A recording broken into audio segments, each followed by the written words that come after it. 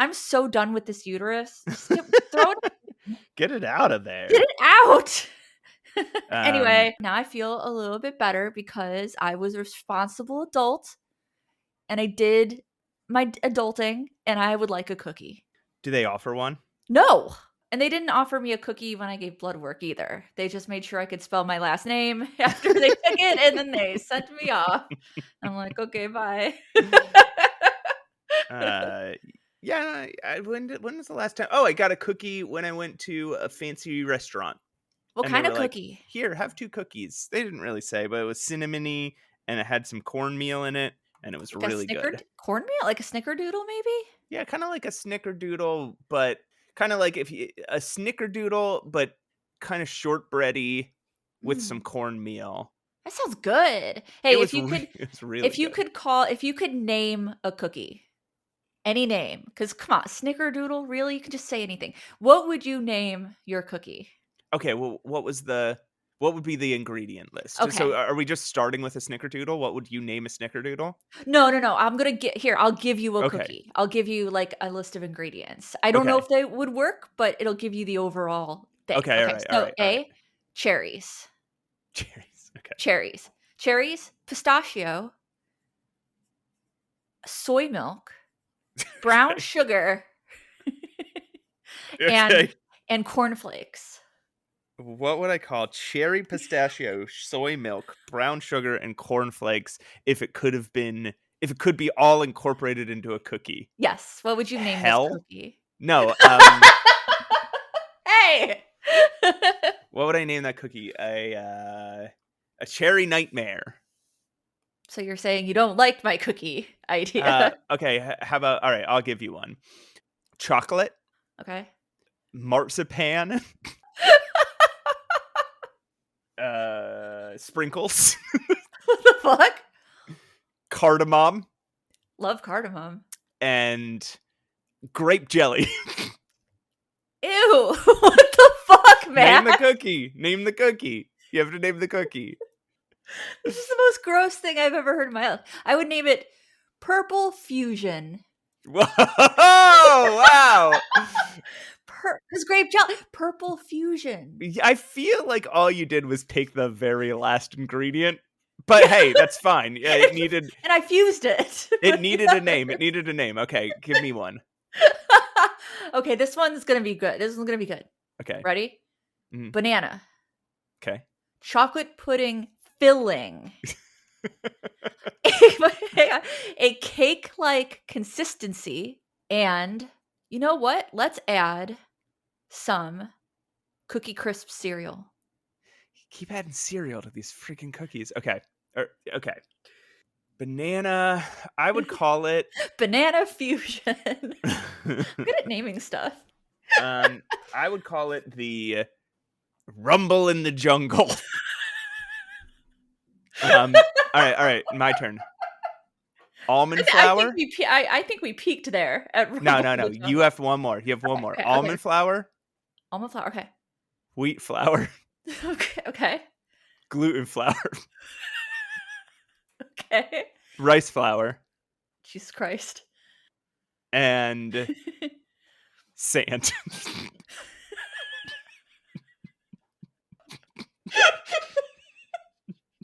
What the fuck, Matt? Name the cookie. I feel so disgusted right now. I would name it. It's a little long-winded, but I would name it A Carb Lover's Day at the Beach. It rolls right off the tongue. It's like Oreo, right? A carb lover's day at the beach. Just like this cookie would roll right off your tongue as it absorbs zero moisture.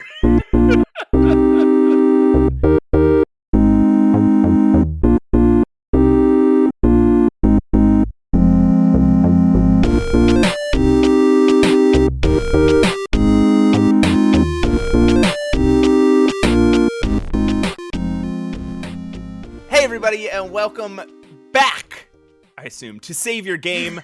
I am one of your hosts. My name's Matt Allcamp, and with me is the carb-loving, The Rumbler and the Jungler. The Rumbly. Pushing Up Roses. Hey, Hi. Roses. I had a carrot muffin today, and I'm pretty stoked about it. That's that's carby. That's good. It is. That's like medium carby. It's medium carby. Yeah, because I only have one. I'm doing a very low, not no carb, that's insane, but a low carb diet as I had just some medical relapse. My skin has never been so clear in my entire life. You want clear skin? Don't eat carbs, or I guess. Well, sugar, mostly. But I treat myself because you can't live in a world where you don't treat yourself. So today I had a carrot muffin, and it was so good. It was so good.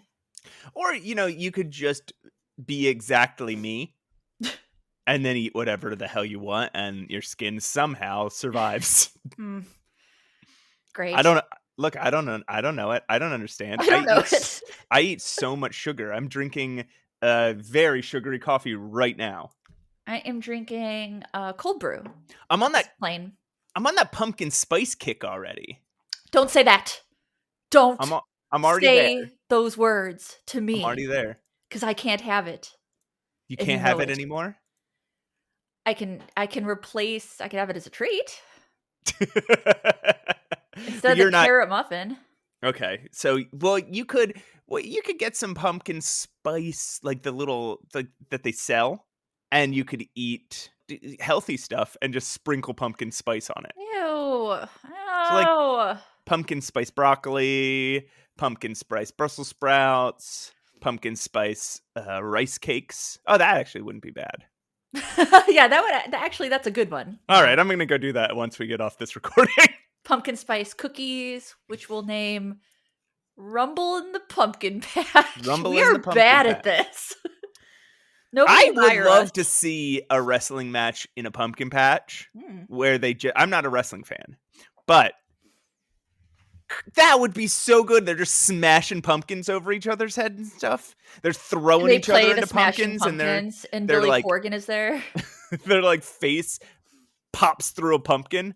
Ah, man, that's so good. Did you know that Billy Corgan like owns a wrestling thing? What is it? He owns a wrestling thing. He's like a promoter. It's real. Wild then that he hasn't combined the name Smashing Pumpkins, right, with wrestling to do exactly what I'm talking about. I should email him and be like, hey, listeners, I bet some of you are wrestling fans. You gotta tell me, and maybe they do and I just don't know about this, but you gotta tell me, why isn't there more pumpkin smashing? Yeah, I want to know. What is it? Is it a hygiene thing? Is it because gourds kind of rot a little bit? That makes it easier. You let the gourd rot a little bit, and then it smashes on their head. One time, I did a comedy show. It was my old variety show, and it was our first edition. We started planning it in October, and the first show was in December. So we did a bit where we did an onstage pumpkin carving contest, and we told the audience, like, look, we're really sorry about this. This was a really good idea when we had it back in October, and we bought the pumpkins, and now, well, you'll see. And then we brought people from the audience up to carve completely rotten pumpkins that were falling apart as they tried to carve them. No! I'm very proud of that bit. Since it is pumpkin season, I will be trying really hard to make a ceramic pumpkin. A little ceramic jack-o'-lantern. That'd be fun.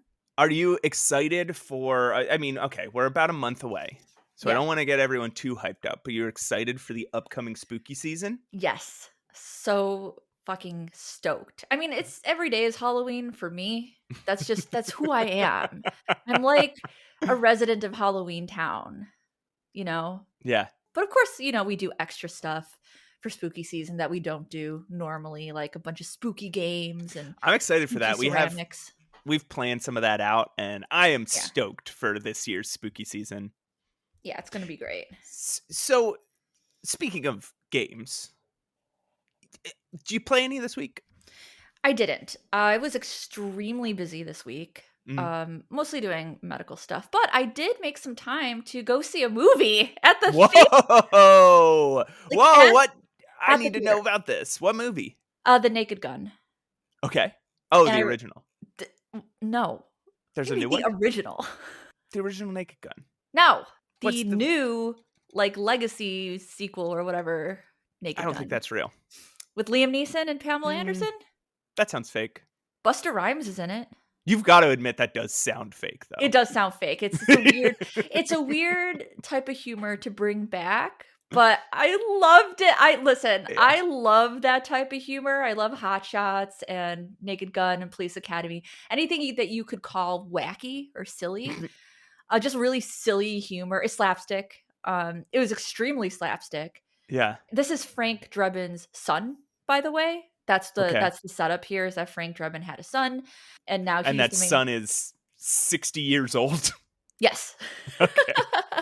Yeah, yeah, and he's, like, taking over the police squad and all that, and Oh my anytime. God. Do What? you know how old Liam Neeson is? He's, like, 70 Yeah, something? Yeah. 73.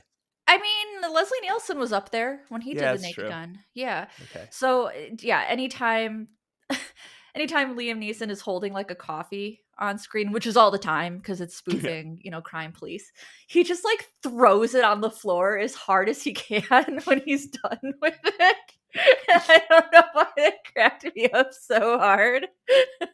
So it was good. So I you're liked it, saying yeah. Liam Neeson and Pamela Anderson did a good job. Yes, I think so. I really liked it. I thought the jokes were funny. They're very silly. Wild. Slapstick is not something I see used very often anymore. It was a very 80s, early 90s thing. So to see that, to see like Liam Neeson like just bowling over bikers in the road and they're alive and they're just like, what the fuck? Like for no reason whatsoever is funny to me. It's very funny.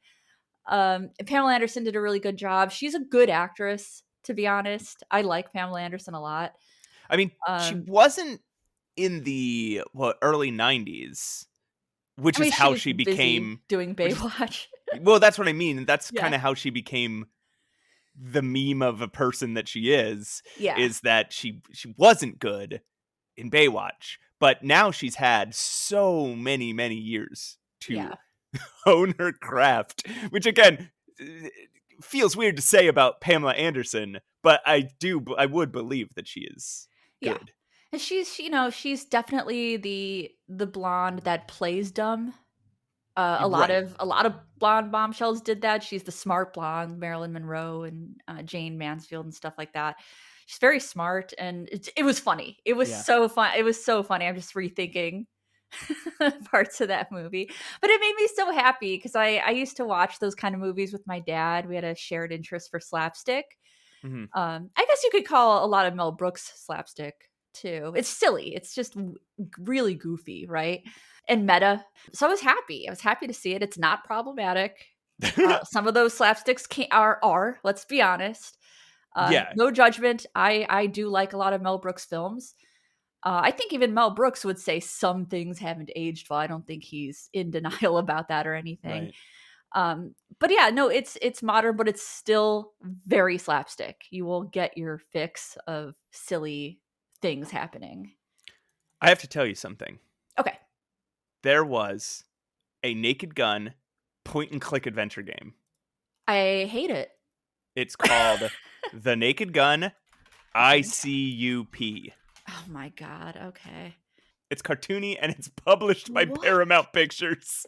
is this? This is wild. Yeah. It doesn't even look.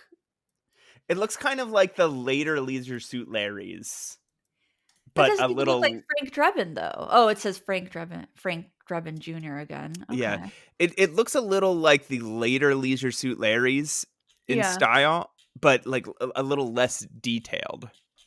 Is this a legit event? Yeah, it says point and click. Okay. Yep, yeah, and it was released in what was it, 2015, 2012? This says 2011. 2011. Yeah. So the worst time. honestly, for point. Yes. Okay, well, how do I get this? I think I need this, to be honest. Yeah, I think we both have to play this. We gotta play it. By Let me DNA see. Dynamics, who are a mobile game company that appear to only have done this. Oh, it's only I didn't realize it's an Android game. Oh, is it? They don't have a. Oh, the iOS, Android. It says PC, but I don't know where you would get it. Naked Gun. I hate the name. I just I really mean, it's don't like it. clearly in the tradition of Leisure Suit Larry, right? Like, these are clearly Leisure Suit. Somebody said, hey, check out the Leisure Suit Larry games. We want to do a Naked Gun like that. Yeah, yeah. Oh, it is so strange looking. It really is. Like I found the trailer. Oh, yeah. Um, it just looks insane to me. We're gonna listen, guys. We're gonna try to find this game, We're going to and play this game. we'll keep you updated. I didn't find it on like just a rudimentary search, but we'll find it. We will find it. We will play it. We will report back to you. Might do a video on it. I don't know. We'll Oh my see. God. It'll be so funny. What if we love it so much that we do a deep dive and next episode they see, here, I'll give them a little spoiler about what we're talking about next episode. It'll say Callahan's Cross Time Saloon and the Naked Gun The I.C.U.P. Naked Gun I.C.U.P. And that's when they go to download their episode for the week. That is what they see in their podcast feed. I think that'd be amazing and very on brand for us. Yeah, Didn't I we do think like so too. Harvester and Duck Detective in the same episode? We did. That's just how we roll. What have you been up to, Matt? I assume you've played something. You're always playing a little bit of something. Yeah, I played a little bit of something. Well, I've been playing a little bit of like I said last episode, I've been going back and playing a little bit of the Rusty Lake games, and they Yeah. are more difficult than I remembered, but fun. Ah, But I've been playing a game from 2013 that's kind of off-brand. It is a stealth team tactics game okay. called, about undead pirates, called Shadow Gambit: The Cursed Crew. Okay. And you play these like ghoulish dead pirates who each have special abilities. Like the first character you get can freeze time for one enemy at a time or teleport across the battlefield to stab somebody. Mm-hmm. And the second guy I got, he can do a little whistle that brings everybody in its earshot to come check out, what happened. Or he can set a token on the ground and then teleport to that token, say, if somebody's about to discover him or whatever. Mm-hmm. And you're doing these stealth missions. You're infiltrating enemy forts and bases and stuff while trying to remain undetected. So there's, sight cones and everything like that. And what is fun and kind of unique about this game, I don't know if it's unique. I've never played a stealth tactics game before.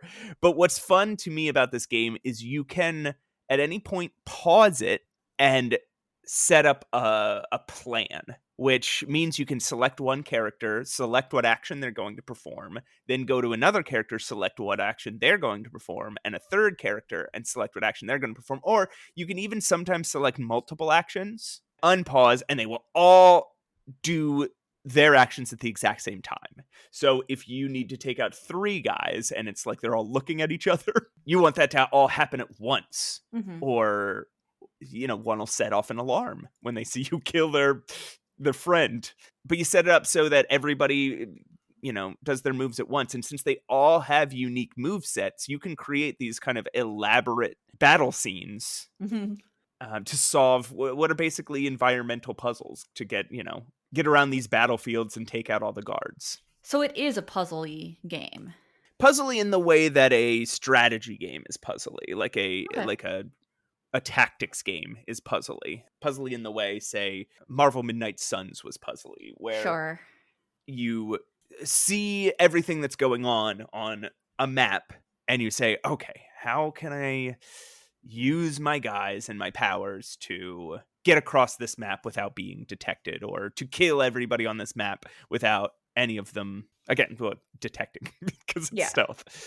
So in that way, it's puzzly, but you can also, because it's an action game, right? You can also just kind of fudge it. Sure. So yeah, That's what I've been playing. The story doesn't seem all that compelling. The characters are kind of cute. That seems more like a gameplay game than like compelling story, you know? Absolutely. And Yeah. sometimes I'll just click through cutscenes. I'll be like listening to an audiobook while I'm playing this, and then a cutscene comes up and I'm like, should I pause the audiobook?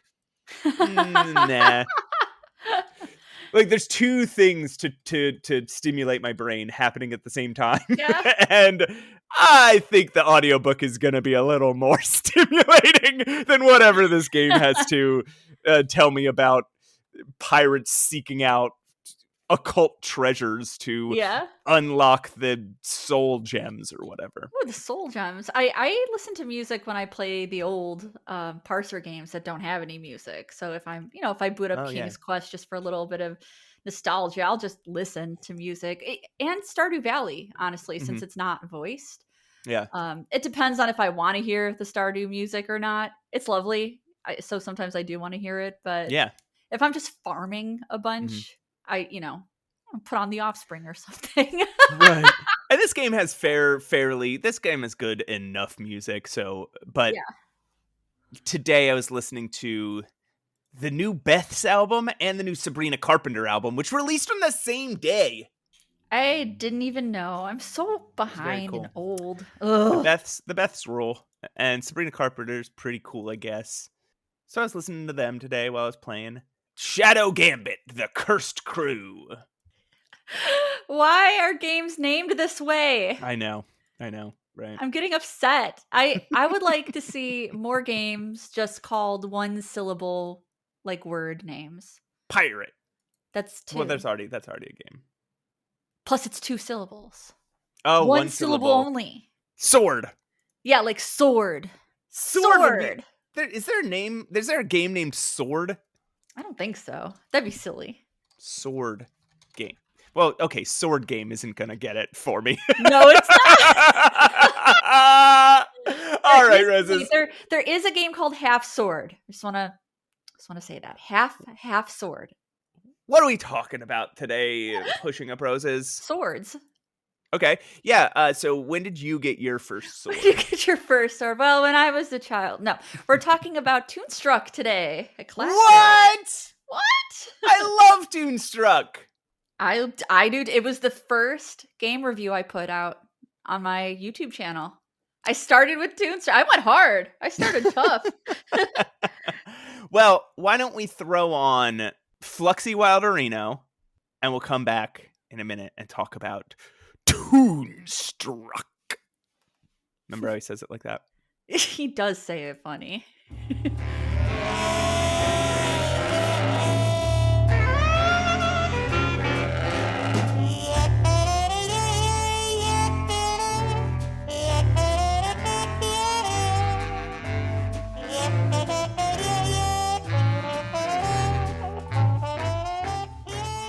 Hey everyone, welcome back to Save Your Game. I am one of your co-hosts. Why do I keep saying it like that? That's like the 5th time okay, I am one of your hosts, Pushing Up Roses, and with me as always, the equally important host, Matt Ocamp. Hey Matt. No, I got demoted to co-host. Oh, okay. I'm the Swanson, main host. Hanson Swanson decided he might change his mind again next week. I can't believe you blew the budget on this guy. He does stuff like this. He just arbitrarily decides our job titles. And we're like, we're doing the exact same thing we've always done. And he's like, nope, you're host and you're co-host now. But I did look ahead at his calendar, and he has switch Matt to host and Roses to co-host next episode. I'm gonna fire this guy. I don't even know what it means. I don't know what he thinks this means. He's doing SEO stuff, you know?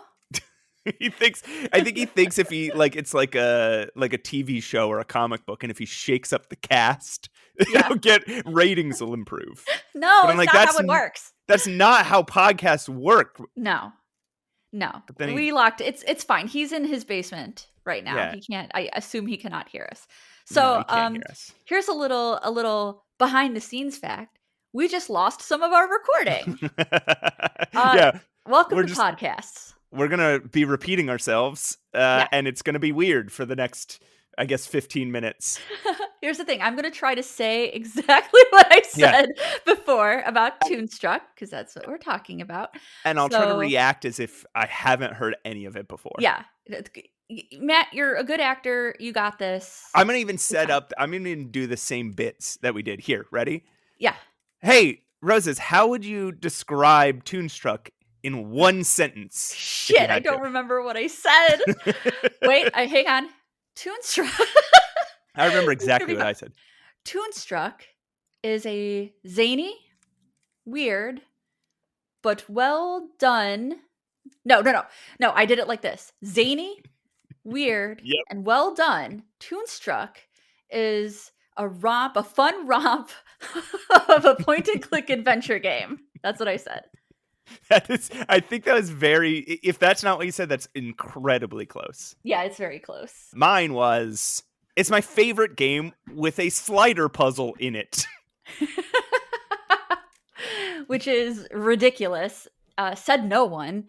Yeah. And I think I followed that with and I'm gonna start explaining Toonstruck, but before I do, there are logic puzzles in this game very randomly. It's not one of those things where you're playing an adventure game and there's like one slider puzzle moment and you're just like, why is this here? Yeah. They do put in quite a few. It is inventory object based, it is point and click, but just every now and then you'll get like that slider puzzle or the color coordinated what's it called? The phone puzzle. If you've played it, if you know, you know. Yeah. But I'm just going to go ahead and give people the breakdown that I was giving very well. I was giving it very, very, very well, just so you guys know, about what Toonstruck is about. Are we ready? I'm ready to hear it again. Okay.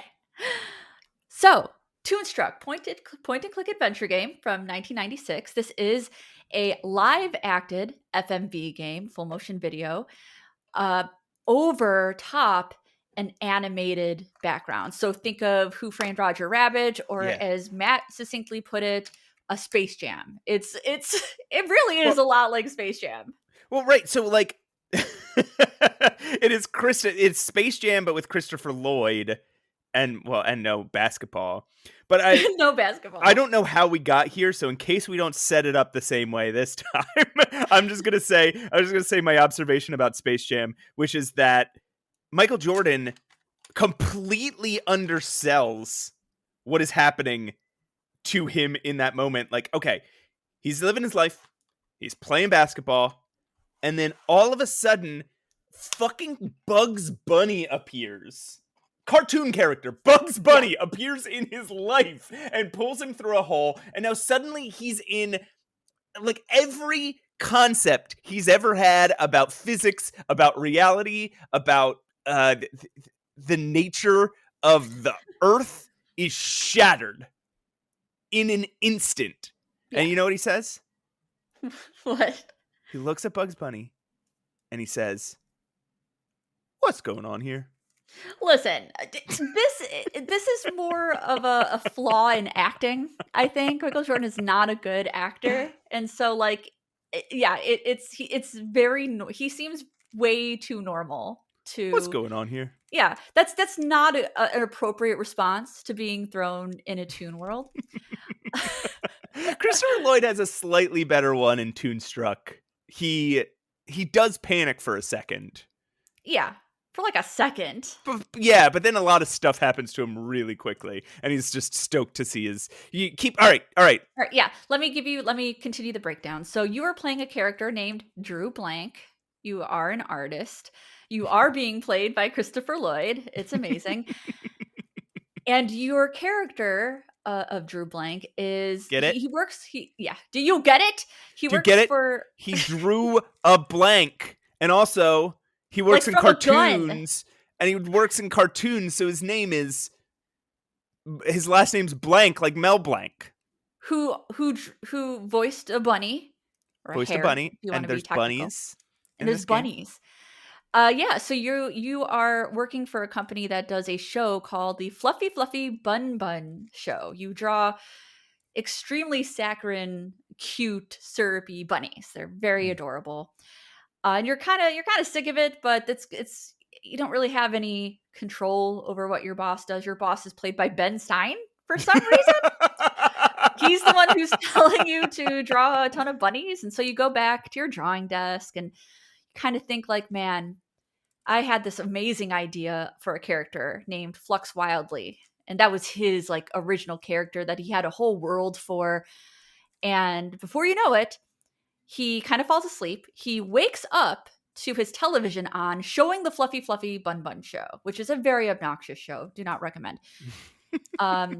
Suddenly he is pulled through the screen by Flux Wildly, and now you are in this world that you created. Essentially, you are in the Toonstruck world with Flux Wildly, Fluffy Fluffy Bun Bun. It's a whole setting. It's a whole thing, and yeah, you react slightly like, "Oh my god," but to be honest, he's pretty okay with it. Maybe he's just so pleased to see Flux, his original creation. I would be too. Flux Wildly is a great little character. He's cute. Yeah. He rivals Max for good sidekick in an adventure game. Nobody rivals Max for me. Nobody. I love that character. But yeah, you start out in a world called Q-topia. It is called that because everything is fucking adorable. Everything. Yeah. You run into Fluffy Fluffy Bun Bun at some point. Well, actually, the first thing you do is you go see the land has a king. Don't know why, but King Hugh. He looks like a lemon head, like a very happy lemon head.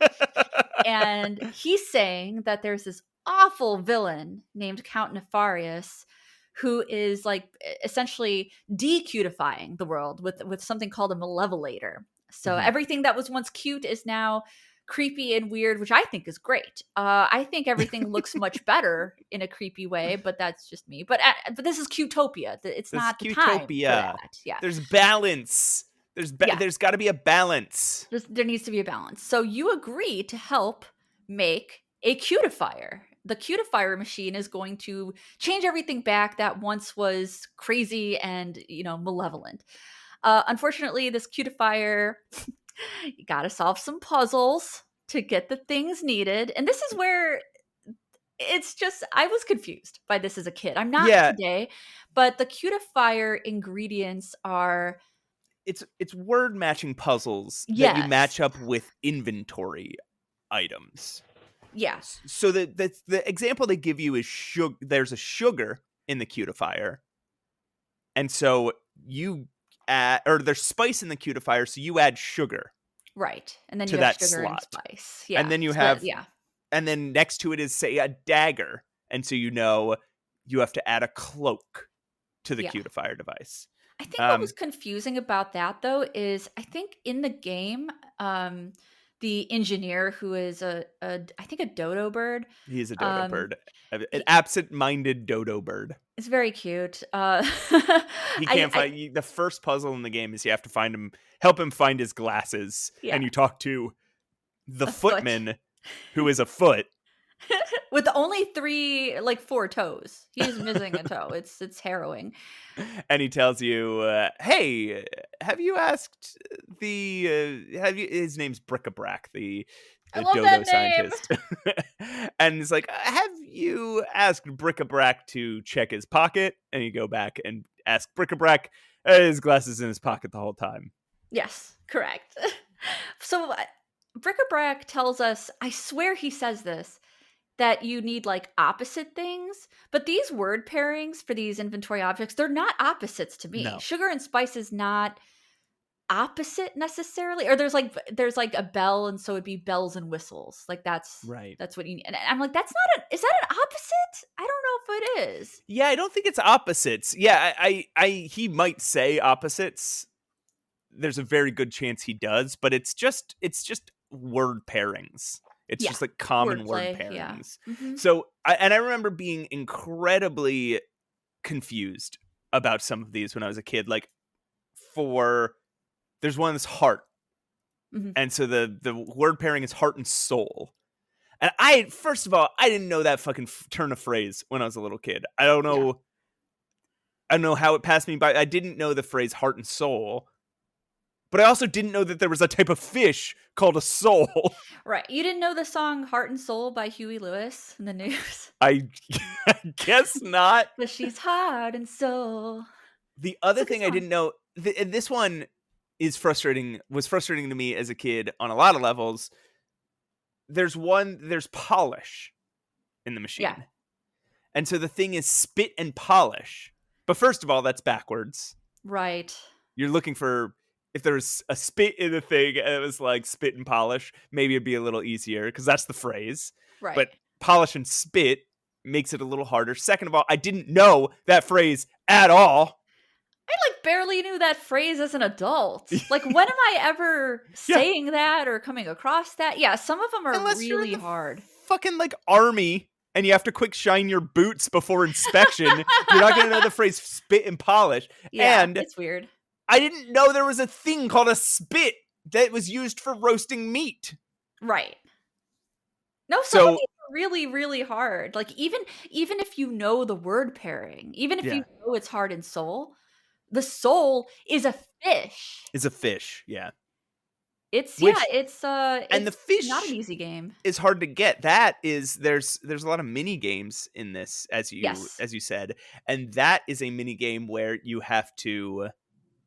There's a okay. So the third land that you didn't mention, that I'm sure you were getting to, is where Flux Wildly is from, called Xanadu, and so you have the evil. These are the three aspects of cartoons, I guess: the cute, the nefarious, and the wacky. I don't think I actually named the land. It's the Malevolence. The Malevolence. That's where Count Nefarious is, who is voiced by Tim Curry, of course. You got a villain Yes. that needs to be played? You ask Tim Curry. And also Tress MacNeille voices a lot of these characters. She voices Fluffy Fluffy Bun Bun, one of my favorite voiceover artists of all time. She's on The Simpsons a lot. Speaking of The Simpsons. Oh, go ahead. Oh, I was just going to say she famously does the cat lady, which cracks me up every time I see that. Why are cats so weird looking in The Simpsons? They're like the weirdest looking things, like in the world of The Simpsons, right? Like even the dog, Santa's little helper, he looks like a Simpson. The cats look insane. Anyway, that's my little, I don't know why I went there. Well, speaking of The Simpsons, Dan Castellaneta voices Flux Wildly. Yes. And Jim Cummings voices a few people. I think he might voice Bric-a-Brac.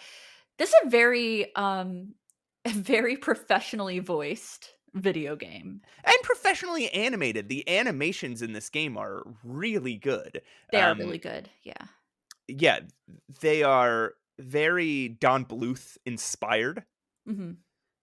And I would also say maybe Hanna-Barbera. There's like a wolf character that reminds me very much of like the old Hanna-Barbera stuff.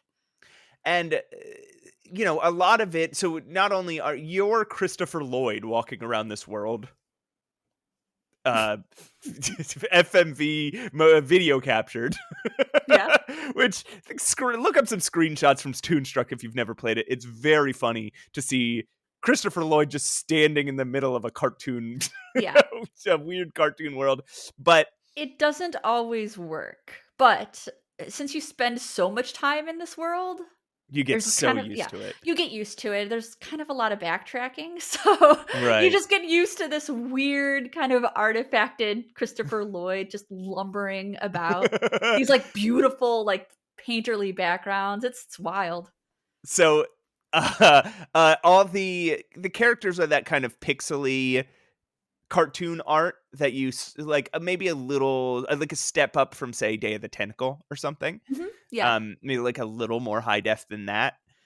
But the pixels are very evident. When it cuts to cutscenes, they're just fully animated. Mm-hmm. Very cinematic. Yes. But this brings kind of my first critique. Yeah, yes. Sorry, I forgot to finish my thing about the fish. So in Xanadu, there is a giant toilet, which you have to solve a few. Well, there's a giant building housing a regular toilet, which you have to solve a series of puzzles to get into. Mm. And once you finally get there, it's a toilet with this big, like, apparatus above it. And what you find out is it's illegal to use the toilet in Xanadu for anything but flushing fish. Yes. And the way you use a toilet is you flush a fish to get a fish. It's So like you give a penny, take a penny or some junk, right? Yes, and so you flush a fish, and then a bunch of fish just, like, shoot through this tank above the toilet, and you don't know what they are until you flush and you get your new fish, but you eventually you have to stop. You have to time it right and stop on a soul. Yeah. So it could be, if you don't know what a soul is, or you haven't made the connection heart and soul and fish soul, your brain is really not going to. It's not They're gonna not. go there. It's not going to go No. there. You're not going to make any connection between this toilet, this weird toilet thing, and you're just gonna end up, like, you're gonna walk around and use your puffer fish on everything, Yeah, and it doesn't work. And and it you're like, doesn't work. I don't fucking So, know. if at the very least, I mean, this puzzle is insane, but at the Mhm. very least, when you get the wrong fish, because it kind of goes a little fast, there is like a little timing dynamic. Like you said, you have to make sure you stop on the soulfish. If you do get the wrong fish, Flux will be like, "You can do better than that." And when you get the right fish, Flux will be like, "Yay!" So at least there's some Well, reinforcement to kind of put you. It's still hard to get the heart and soul connection. Like sure. that's still crazy, but So I just replayed this game this week, and there are 2 fishes that they celebrate you getting. no. Yes. I don't Okay, see, remember what the other one I've is. played this so many times that Yeah. I know where to stop. Like, I don't Mhm. need to, Mhm. like I just know what to do, so I didn't fuck up. Okay, so the puffer fish There's and the a soul? not no, the puffer fish, I think, is you can do better than that, and Okay. the swordfish is you can do better than that, but that other one that kinda slinks along the bottom very fast, and it's like, "Boop." I don't know what the I don't know what the fish is, I can't remember, but that one, you also get it also, like, the alarms and, like, the Oh, "You I didn't win" bells know. go off, and, uh, Flux says, "You win!" Though Dang. I think maybe I don't know this for sure, but I think maybe once you get the soul, you can't use the toilet anymore. Okay. So there, maybe that's the hint, but Gosh, that makes it again, so much harder though than I even yes. like I said, I already knew what to get because I Mhm. know the game pretty well, so Yeah. I didn't fuck up. I just got the soul and went about the I knew I was gameplay. I knew I was looking for a soul, but I didn't know which one of those fish the soul was when it was Yeah. just, like, flying through the bowl. Anyway, very strange. Like, that is such a strange, if you're listening to this, like, what the fuck? There's a toilet that you flush fish and then get fish. Like, yes, this whole game is strange like that.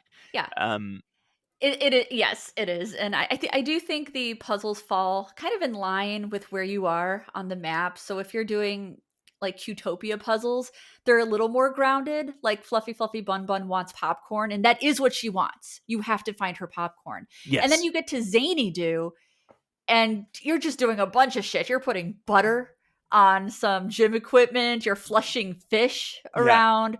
You're I I don't know if this was Qtopia or not. Something with a Which squirrel. But, no, I think that was oh, Qtopia. yeah, well, that's, like, yeah, the border between the Malevolence Yes. and Qtopia, Right. there's The kind of little like angry a squirrel. angry squirrel up in the tree, which I think we're supposed to believe is, like, he is a malevolent squirrel, and Right. who is on a Qtopia tree. Yes.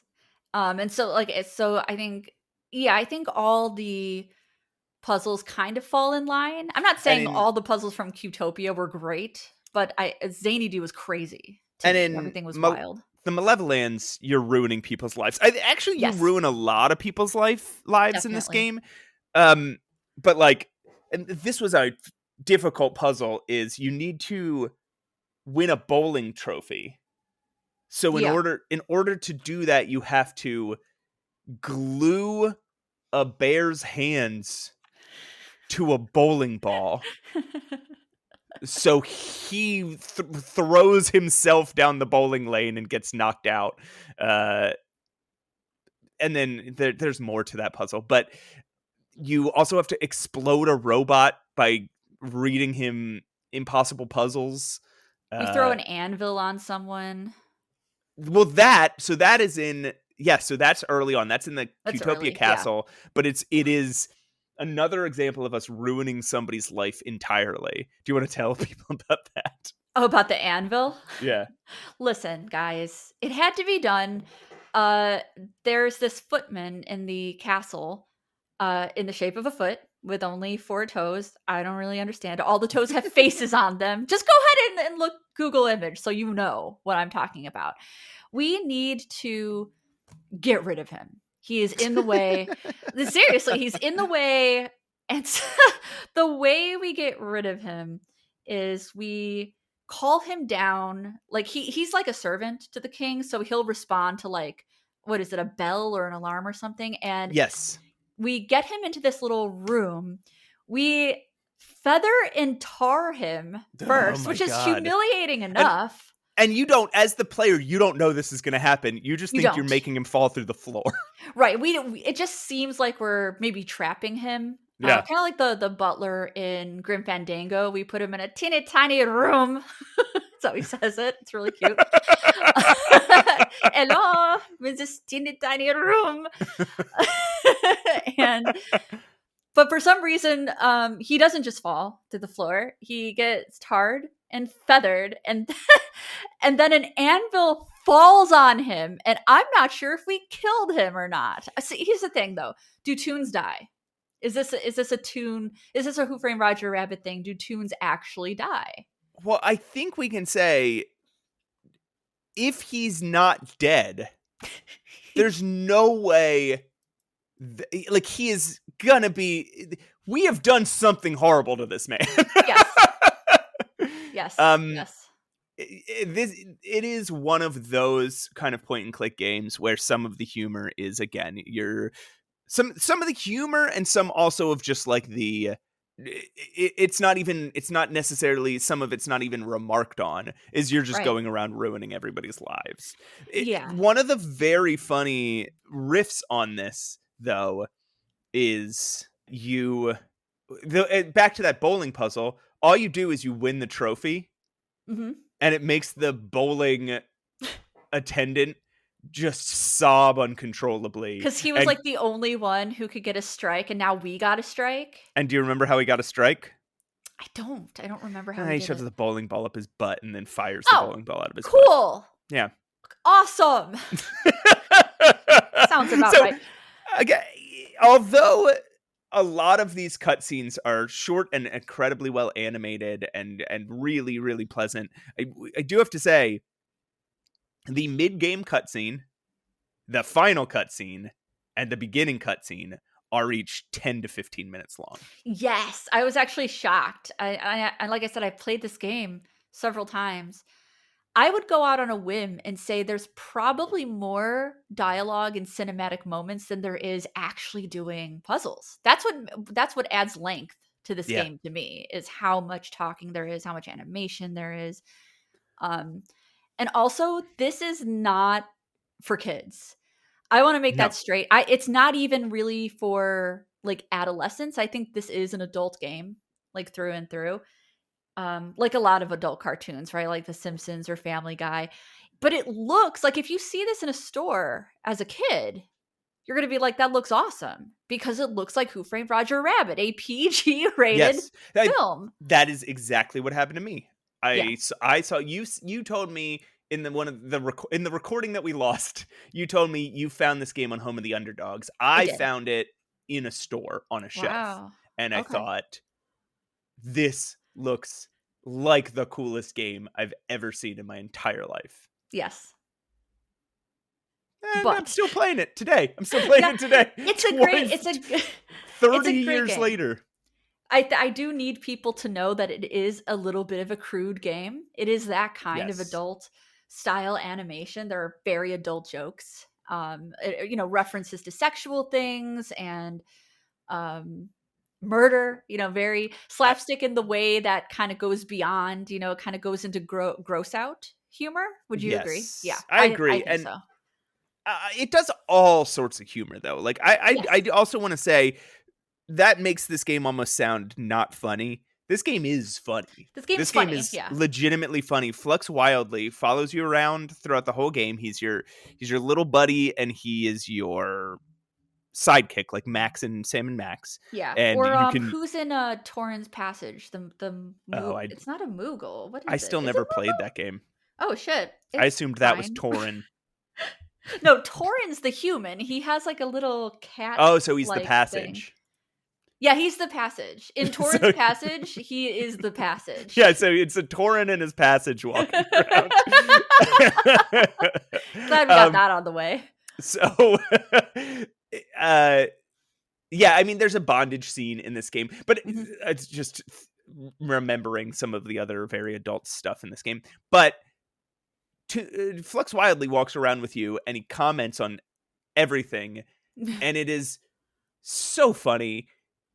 He breaks the reality in so many different ways. Like, there eventually is a puzzle where you have to use closets and dressing rooms and stuff to hide Yeah. from some henchmen, which I want to talk about because they are the coolest looking things in the world. Um, Yeah, they're pretty cool. but if you go into those closets and dressing rooms and stuff before that puzzle comes up just to see what happens, Yeah. Drew, Blank, and Flux, they just go in, they stand there for a minute, and then they come out. But the second or third time you do it, Flux pauses for a minute and says, "Boy, we sure have fun, don't we, Drew?"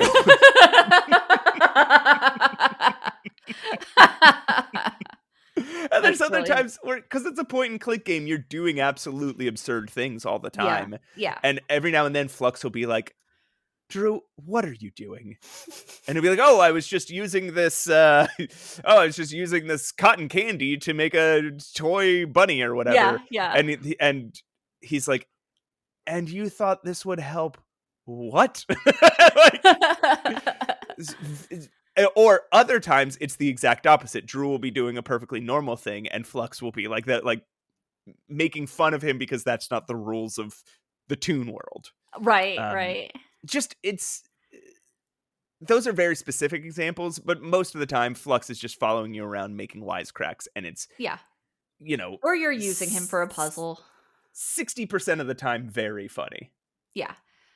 I do have some critique, and this is a critique on old live acted games. Sure.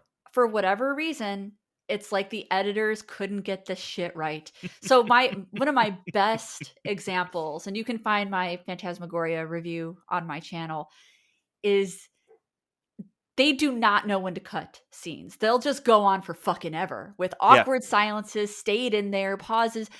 It's a little bit better in this game because it's Christopher Lloyd acting, so at least he's doing something. But he'll be having like they'll film like a reaction shot, right? Because it just like Who Framed Roger Rabbit, the actor has to react to the things around him. So he's doing all these different reactions and expressions with his face. He'll Mm. like mug for 5 seconds too long or like too cornerly and or Yeah. it doesn't even match what's happening. And I'm like, this is insane. Why didn't we somebody edited this? Have to do There's a this. so I agree, but I do also want to say often Christopher Lloyd's acting is really good. It's it's He makes interesting. very broad, big, cartoony expressions about stuff that happens. Yeah.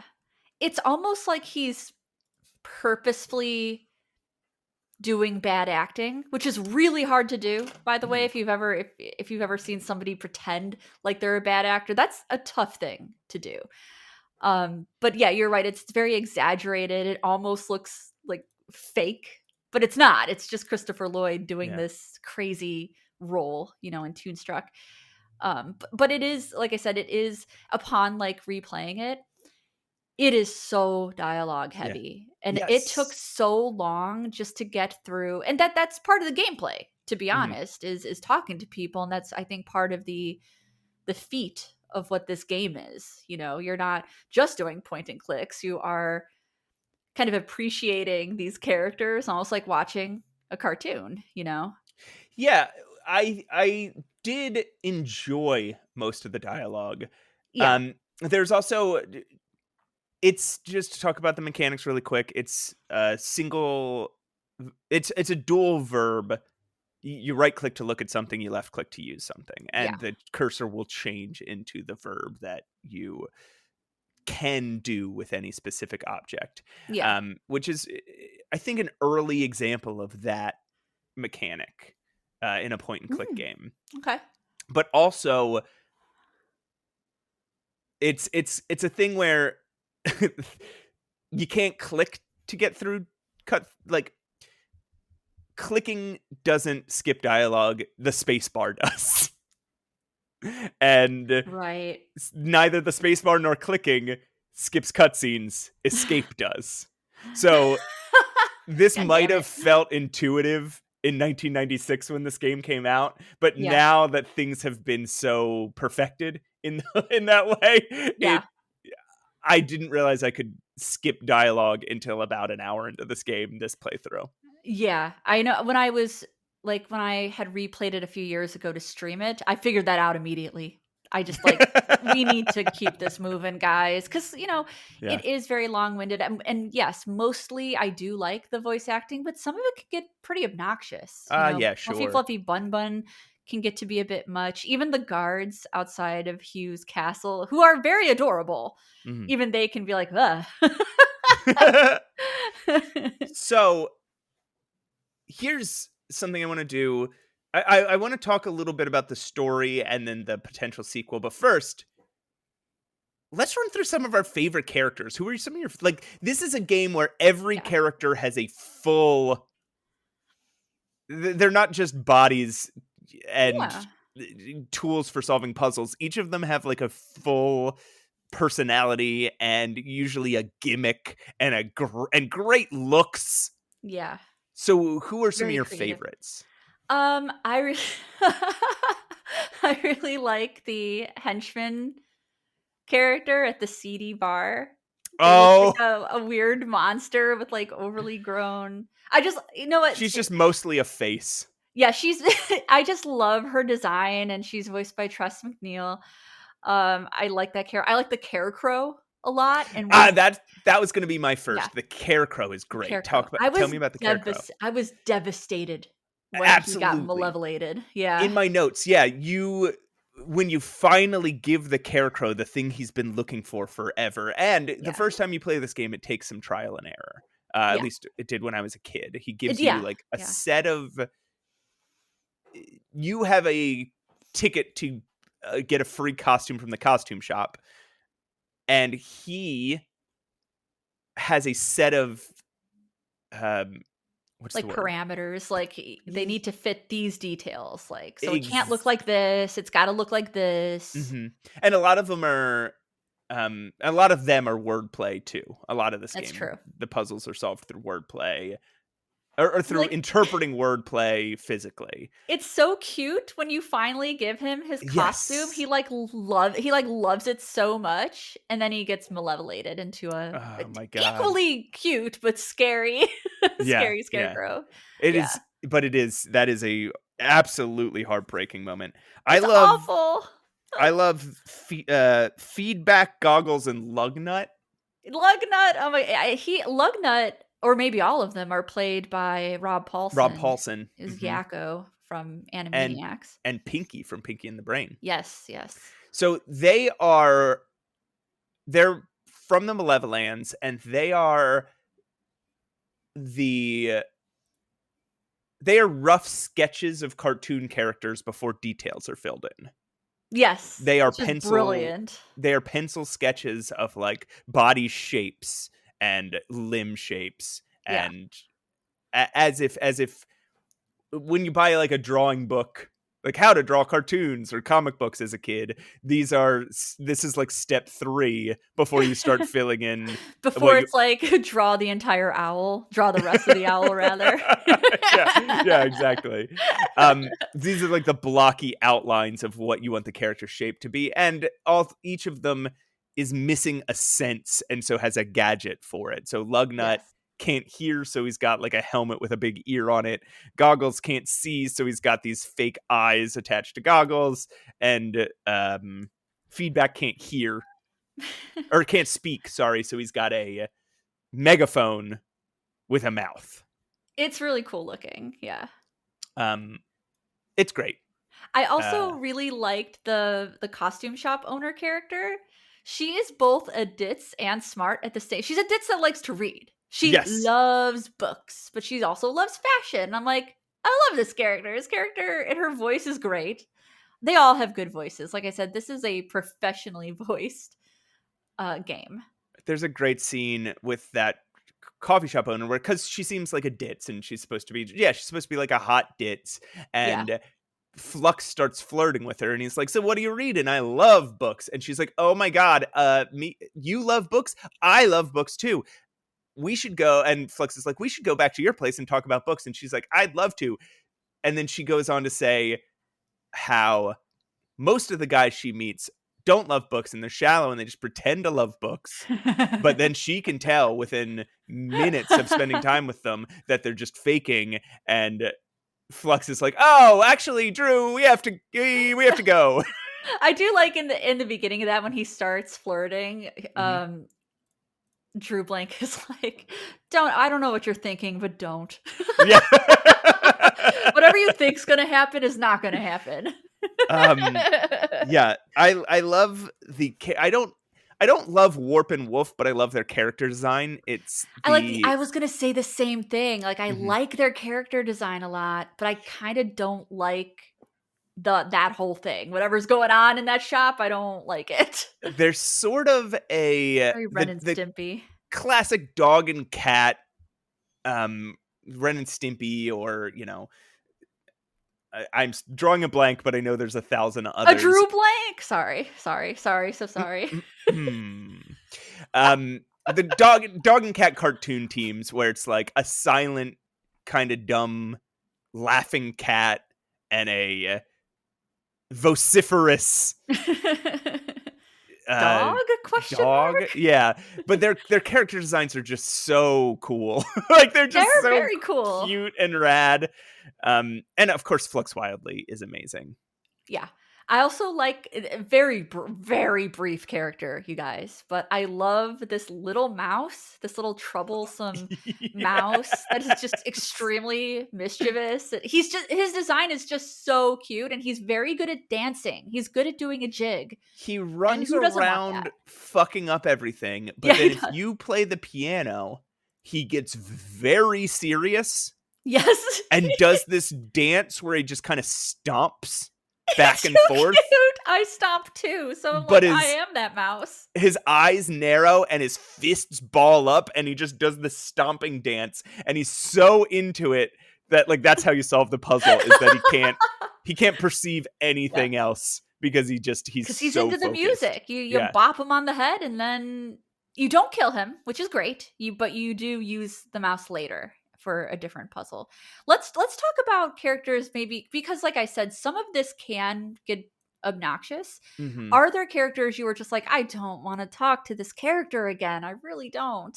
Yes. Okay. One is the guard at the castle. I can't. Yeah. His name is Snout, and he's a pig, and it's just a big. I'm sorry. You mean the Malevolence castle, not the. Oh yes, not the armadillo. Correct. In the Malevolence castle, there's a guard who's like a warthog. His name is Snout, and he's just a big snot joke. It's awful. I hate it. You're right. It's really bad, and I was like cringing, and I was just like, I just need to get through this puzzle. I got locked up a second time. Oh no. And you solve the puzzle in a similar way. But I was like, fucking God, I have to be near this character again. Please don't. There's some gross out humor I don't mind, but when it's like snot related, Yeah. I'm not big on that. I'd rather not. Who's one for you? It's Fluffy Fluffy Bun Bun, unfortunately. And like I said, I love Tress McNeil. I Yeah. love her voice, but this character is unlikable. She is an Yeah. unlikable character. It just gets really obnoxious. But I do love her character design, and I like her idol animation that's on the screen. Like she'll go Right. from like really hyper sugary excited to just like drab, like so sad because of, the Malevolator. Let me see. Let me think. Not There's a big probably a fan of few. I'm not a big fan of Marge and Polly. They are Yeah, when you I first agree. meet them, they're a sweet cow and sheep Yeah. who speak very cow and sheep like Marge speaks like this, like she's mooing the whole time, and Polly speaks like this, like she's Yeah. bawling the whole time, and it sucks. And then you sexually fulfill Marge to get butter. That's what happens. That's It's true. yes, and then later when they get malevolated, they turn into a bondage couple, Yeah. and you again have to help Polly sexually satisfy Marge, and it It's weird. It's sucks. weird. Yep. It's very strange. It feels off to me even within this type Mhm. of game and like within this type of humor. I never really appreciated that part. I'm not Yeah, offended by it. You me know what I neither. mean? But like I also just don't Yeah, the way I like said it. it sucks almost makes it sound like I think it's problematic, which I don't. I Yeah, I don't just think think it's it sucks. problematic. I just Yeah. think it's annoying. It's weird and like sometimes in the world of criticism, especially game Mhm. criticism, if you say, especially if you're a woman like me, if I say I don't like something, people are like, "Well, why are you offended?" I'm like, "I'm not. I just Just don't didn't like like it. it." I just thought it Yeah, was I just don't. stupid. Yeah, I just thought it was stupid, or unnecessary, or whatever. I'm not necessarily offended by Yeah, every exactly. single thing I don't like. I don't like pickles, but they don't offend me. They do offend me. That's fair. No, Very phallic I'm looking. fine with pickles. I like how Cucumbers? phallic they are. Cool. Great. Cool Also, story, bro. the clown on the box is not great. I don't like the clown. Again, it's obnoxious to me. Yeah, he just does a bunch of celebrity. He's supposed to be insane and unhinged, so you talk to him and he just says random shit. It's random humor, and Yeah. everything he says is a different celebrity impression. And man, no thanks. It was I think kinda that might giving also like, be Rob Paulson. it yes, I think it is. It was kinda giving me, like, Batty vibes from Fern Gully. His whole thing was that he was very erratic as he's Mhm. singing this song, except worse. Like, this character is even more experimented on and just, like, Yeah. way worse to me. How did you feel about the wolf den? Fine. Yeah, BB I would Wolf. yeah, I would agree. It was fine. Yeah, it It was was just fine. fine. It was Yeah. fine. There's nothing that I loved about it, nothing that I hated about it. I remember getting stuck on that puzzle as a kid Yeah. because you have to. It changes the mechanics of the game slightly Right. to solve that Right. puzzle. It's like a very simple solution, Mhm. but it's like the goat puzzle in Broken Sword. Mhm. It You just asks don't you think to about it. it asks you to do something that is different than everything else in the game, so Yeah. you don't even think about it. And it Which kind of yeah, falls in line with, with being a, like, mini game section, but it is you're right, it is a totally different mechanic that you never use yeah. except for in that part. Um, What's your I for yeah, go ahead. I was just gonna say I forgot about the guard dog character who I actually love. He's in front of the toilet, the fish Oh, flushing toilet, and he's just so matter of fact that it's funny. I I like that guy. skipped all his I liked him Oh, conceptually, but I skipped yeah. all of his dialogue. It's long-winded, so it's It's totally very fair. long-winded, and he speaks and the bit is that he speaks in monotone, and he's Yes. just like this. It's like the tax collectors in Day of the Tentacle, where they just speak like this, and Yes. but his other thing is that he's very long-winded, and so Gets it's to be a bit much. it annoys Drew and Flux, but and that's the joke, but also it annoys you as the player. What were you were gonna ask a question, I think? Worst puzzle. Worst puzzle. Worst puzzle. In terms of difficultness, or I just don't like it, or both. Either one. Either one. Open to interpretation. I don't like. I don't like the fish puzzle. Okay. Because it just doesn't make sense. It's just weird. It's just weird. Even for the setting of Toonstruck. Hmm. I just thought that was weird. And let me think. Do you want to give one while I think of another one? Sure. I think my least favorite is there's a puzzle where a raven gives you clues about the order at which you pull Right. out 4 books, or 8 books, 4 red, 4 blue, That each marked with a puzzle number. sucks. Oh my And god. I wrote down the rules, and there are, I mean, the rules are, I mean, it's a lot of rules, Yeah. but there's also, pretty sure, maybe somebody can correct me, but based on my calculations, there are at least 3 solutions that work, or that Okay. should work, but only one of them is correct. No, I hate that puzzle. I actually hate it. I don't like it's like a math problem you would It get. Like a seems or like the sort of like puzzle I would like, though. It seems like sort of you yeah. really have to think hard about this, and there's one solution, and once you get it, you're like, "I'm a genius." But that is not how I felt. Yeah. It's just simply I think annoying. Yeah. And it certainly reminds me of those like kind of written essay questions. Mhm. Not essay, just written questions for math. So it's like kind of like this, like brother Joe is not the tallest. Brother Brian is the middle tallest. And it's a bunch of clues that you Yeah. get that you write down. And I just hate it. I just don't like it. I don't I'd say like my le my there's a puzzle that I don't know how I feel about, and I don't know if you remember it or how you feel about it, but there's 2 statues on, the banisters it. Mhm. of a stairway, Yeah, and you have gargoyles. Yep. 2 gargoyles, and you have to, they're each they're also meant to look like Pez dispensers, and you push in the horn on one, and you can open the Pez dispenser and get the thing out of it. But when you push in the horn on one, the horn pops up on the other, and you can only lift up the head of the one who the horn is pushed in, or the Right. horn is, sorry, who the horn is sticking out of. So when you walk from one to the other, the horn switches back. Right. Right. And I did it so many times. I used so many inventory objects. Oh The no. solution is you have to find another way around. Yep. And again, it's just shifting the dynamics. Like that's solving a puzzle in a way that none of the other puzzles in the game are solved, meaning like Right. your pathing.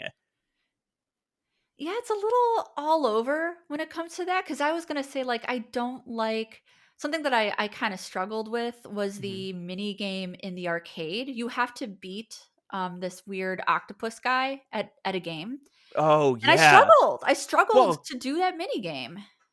what the thing that's frustrating about that is, yeah, you have to use the cursor to click the buttons. It Yes, doesn't yes, map to the buttons on your keyboard. So you have correct. to do up, down, and shoot, and you have to use your cursor to click up, down, and shoot on Yes, and that's hard. it It's is really hard. hard. It is hard, and it's not very fun to be honest with you. It's Yeah. not like I guess I had some I fun would with enjoy that game if I would enjoy that game a little bit anyway, if I played it and it was mapped to the keyboard or a True. controller. True. It's it was giving like Stooge Fighter 3 from Space Quest, which you can't even win unless you cheat at it, to Oh, be honest. yeah. It's like or like Astro Chicken. Why are there so many weird arcade games in adventure games? What a I weird mean, for thing. so long, they didn't really know what they wanted adventure games to be, so they Yeah. just added, so that's, I think, why there were so many mini games in old adventure games. Okay, I do wanna talk a little bit about the story and then what we think it means, and then talk about, I think that'll naturally lead to the failed sequel, or Yeah. the never realized sequel. Yeah. And we'll probably could that's probably a good place to conclude. We'll conclude on talking a little bit or lamenting, I guess, I on think so. So I think that. this game is both a hero's journey Game and a little bit metaphorical. I lose the metaphor sometimes when I'm trying to think it through, so maybe either you can help or maybe we'll realize that the metaphor doesn't hold up. Yeah. I think it might have depended a little bit on the sequel, to be honest. Mm-hmm. Um, so you are a frustrated artist who you had to give up your passion to fulfill your corporate overlords and their vision. So that leads to you getting sucked into this world to save it. And the world that you created, Q-topia, is being overtaken by malevolence, which I guess is the greed of the corporation Yeah. Yeah. that runs it. Um, and you and they need the help of you, their creator, Drew Blank, and Drew Blank's unrealized favorite creation, Flux Wildly, Yeah. to save them from this corruption. And that's eventually what your, spoiler alert, your solution is. Right. Um, the Flux and Fluffy Bun Bun and Flux Wildly show is what you eventually come up with. Right. Very smart. So I think, again, there's sort of a hero's journey thing going in here. You Although, start. should we Okay. say though that does fail? Yes. Yes. So even though you come up with this new, you're invigorated by this new Mhm. idea, it is not accepted by your boss, Ben Stein. Right. um, And the game sets up a sequel it then. sets it up. Yeah, I like the You ending of the game. I thought it was great. you go back to your drawing board and Flux is like, "Drew, we still need you. Come back into the TV." And you're earlier on you were injected with like a cartoon serum, so like you are part cartoon now, so you can just freely move back into the Yeah, I think it's like Cool World where like you be like you can become a tune. Yeah. Yes. And man, cartoon Christopher Lloyd looks fucking weird, man. Yeah, he does. Yes, he does. So I don't know. Is there part of the metaphor here that I'm missing? So like, what is it trying to? If that is all true, what is it trying to say about the creative process? Yeah. It's tough. I do think like the Count Nefarious and the Malevolator is a metaphor for corporate greed and ruining artwork. Right. Because that's what it's doing within the world. It's ruining creations that were already fine. Um, But sorry, there's a twist here that there's a I twist. Yep. once you save Qtopia, you find out that Qtopia now wants to overtake not only the Malevolans, but Zany do as Right. well. So there's like two competing things, right? So in the end, Cutopia just wants everything to be cute, Mhm. and the Malevolans they just want everything to look evil. This You is know, and where I lose. Yeah, I think this is where I lose the plot. I mean, this is where the hero's journey thing clearly clicks in, right? You have now passed through the second threshold, right? yeah, And you are returning changed. And you're putting and then you are locked in Nefarious's castle trying to stop both I'll just call him King Hugh hmm to avoid spoilers, yeah, that's fine. to stop King Hugh and Count Nefaria at once using all of the knowledge that you've gained so far. So it's your final test.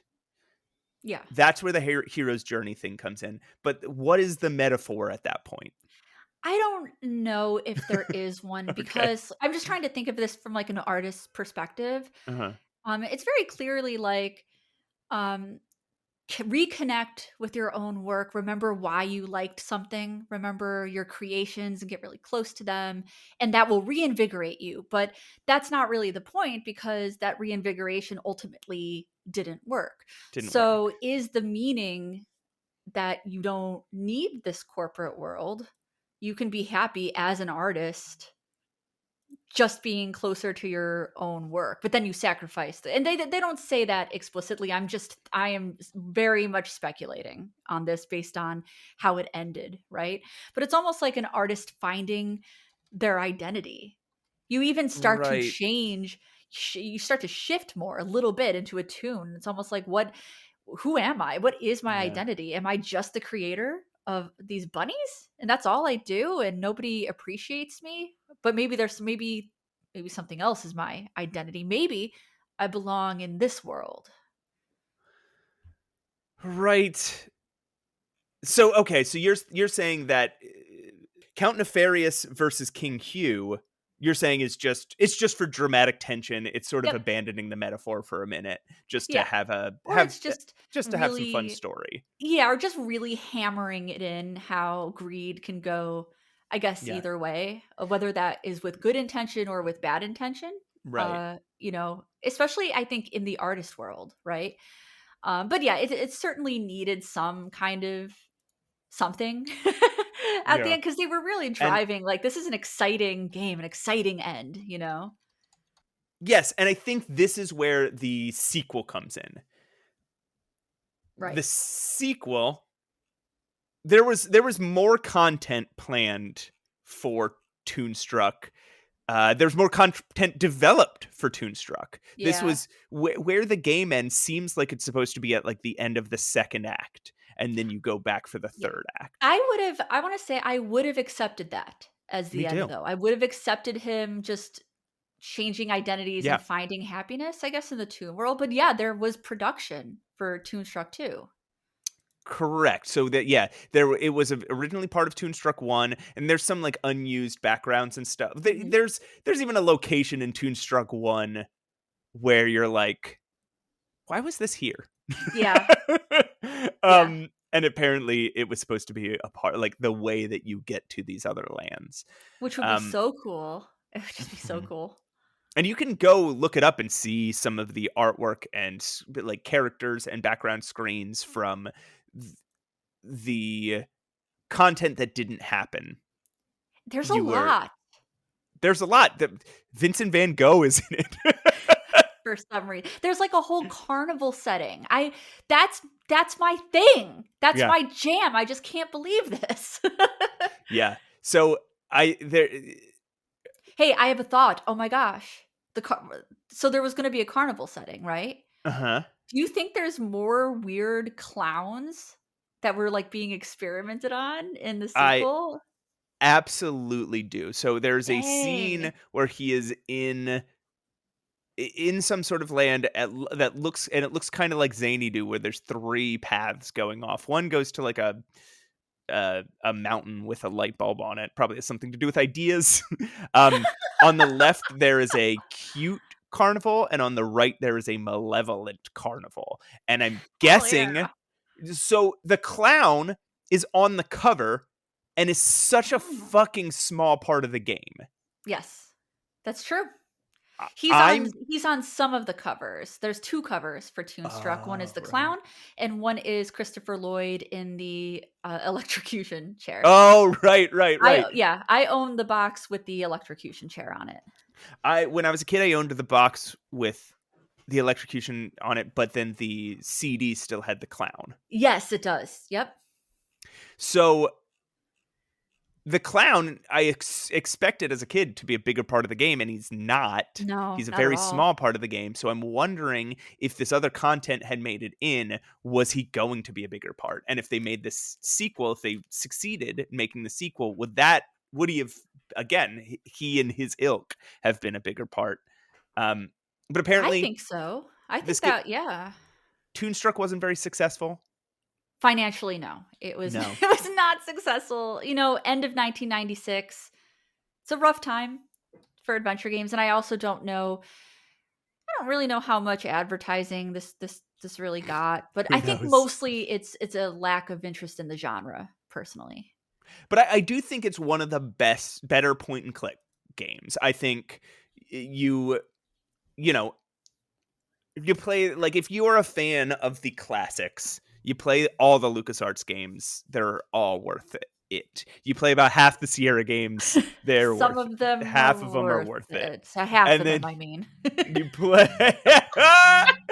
you go play the Broken Sword games, and you play Toonstruck, right? Yeah. And that, I think, fulfills the 30 odd games that are what built this whole genre and what built the communities of adventure game fans that still complain that adventure games died in 1995 or whatever.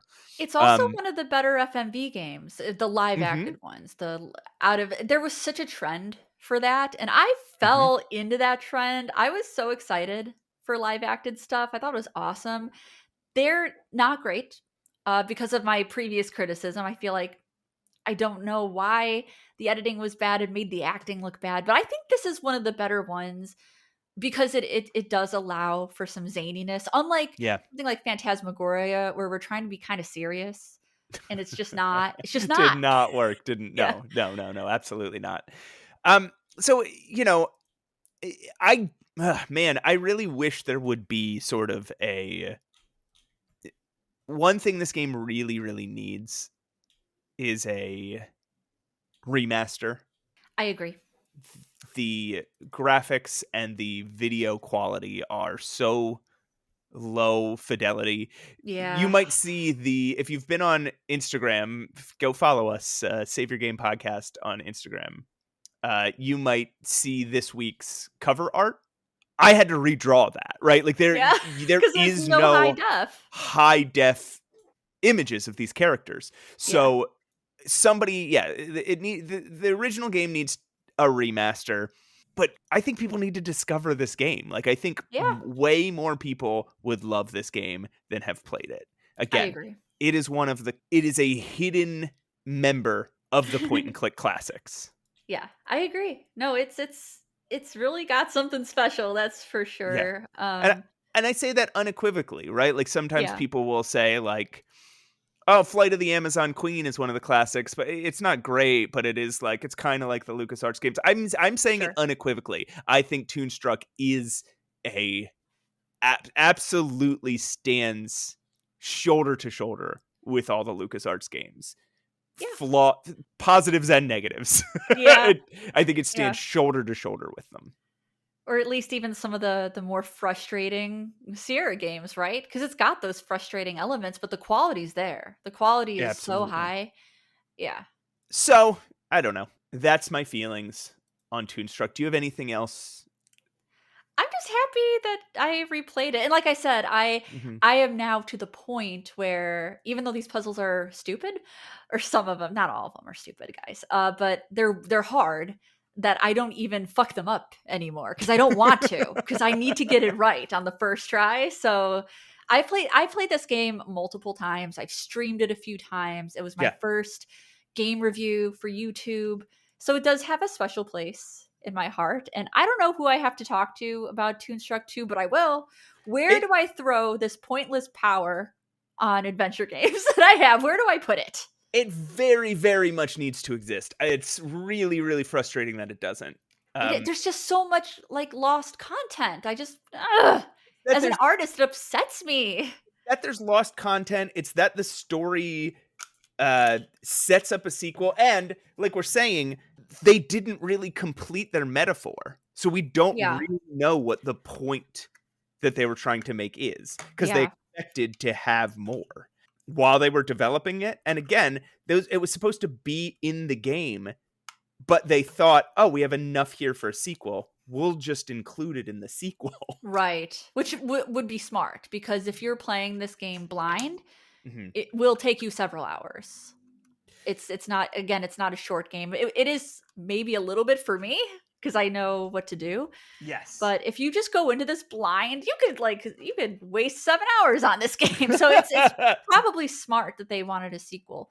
Also, before we get comments about this, we haven't pointed out the obvious things that we will get comments about, which is that yes, the flux capacitor and flux wildly, yes, linked by Yes. by Christopher Lloyd. Yes, Christopher Lloyd is in Who Framed Roger Rabbit as Judge Doom. Okay, we can move on now. Yes, we get all of it. Yes, I none get of it it. is lost on us. Yeah. We're as smart as you. Wait, did I say flux capacitor? You know what? I'm not changing it. No, you don't. You shouldn't have to. Thank you, Matt. Thank you. We're allowed to say whatever we want on our podcast, even if it's wrong. Capacitor. Capacitate. Flux capacitor. Count Nefaria. Count Nefaria. Flix Worldly. All right. Well, I think that wraps up our discussion of Toonstruck. Yes. Everybody, thank you so much for listening. What the heck? What was that pronunciation? What was that? I don't know. What is it? I'm just that excited that they listen. Holy shit. Feel free to email us at... speaking of emailing us, we want to let everybody know who emailed us good artist, that we appreciate it. Who want to say some thank yous, Roses?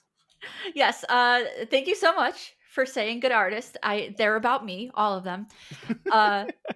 Let's just give some names. Thank you, Brent, Jason, Brian, Michael, Richard, Michael. I almost missed that one because he didn't multi Michaels.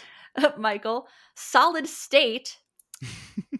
You don't seem like a real person. And another Michael, 2 Michaels. Oh, one of those is known as, you wouldn't know this, but on Mutant Menace, we call him Email Michael. Why? Because he emails us and his name is Michael. Oh, well, so he's Email apt. Michael. Sure. and those are the people that I guess listened to the entire podcast last time and emailed us with good artist. Good artist. Good artist. It's me. So if you want to participate in something like that, mattandroses@gmail.com. You can email us about whatever. We occasionally do Q&A episodes. I think it'll be a couple months on our schedule before we get around to one, but feel free to email us any questions or, discussion topics or whatever that you think would be interesting for like a Q&A email episode. Yes, for sure. Also, you can follow us on Instagram at Save Your Game Podcast. You can like and subscribe to us on YouTube, on Spotify, on Apple Podcasts, everywhere that podcasts are. Oh, also, my Drifter review is out on YouTube. Hell yeah. If you want to see more of a comedic little visual breakdown, that's up. And it's very great. And like I let slip earlier, not only will we be playing the Naked Gun video game if we can get our hands on it, next week we'll be playing Callahan's Cross Time Saloon. Oh man, that's a Rose's favorite. So tune in next week for that. Is there anything else we have to say? I have to say something real quick. Oh, please. Podcast is art. Artists suffer.